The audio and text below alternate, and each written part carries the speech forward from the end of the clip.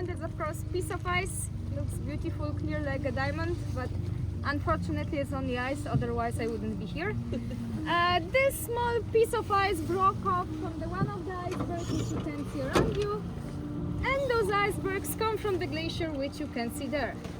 Its name is Jökulsárlón. Maybe somebody would like to say it after me. No. You can try at least. Jökulsárlón is actually a glacier tongue which belongs to Vatnajökull. Vatnajökull is the biggest glacier in Iceland with the surface around 8,000 square kilometers. It is 10% of the whole country, and it's also the biggest glacier by volume in this area in Europe. But it used to be bigger. Like 100 years ago, the edge of the glacier, which you can see there, was reaching till the bridge where it came from. The distance between the bridge and the edge of the glacier is 8 kilometers, so you can just imagine that 100 years ago, whole space around you was covered by the ice. That's why also this lagoon is so young. It is only 90 years old, and it started to form in 1930 because of the glacier melting and retreating of the glacier edge. Due to the global warming, this process unfortunately is constantly, what means that glacier is still melting and the edge of the glacier is retreating 300 meters every year. There is even the prediction that in 150 years or 100 years, Vatnajökull gonna melt it completely.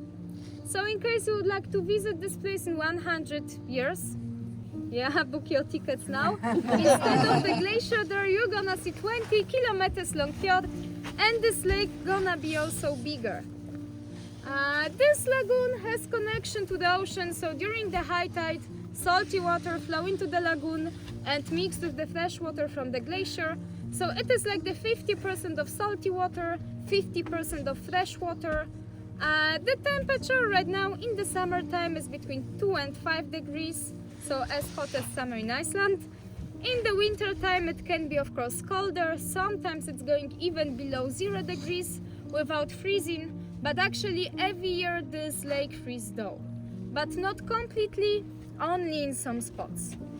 It is also the deepest lake in Iceland with the deepest point 250 meters.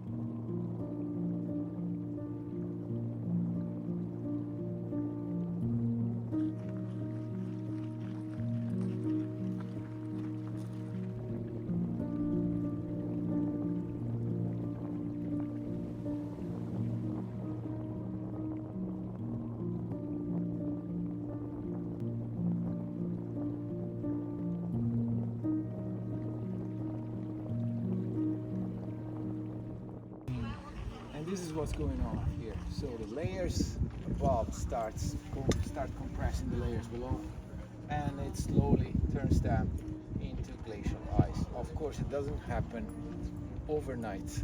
It takes a long time, sometimes centuries to do that. Of course, always depending on how many snowfalls we get throughout the winter, how much snow we get eventually.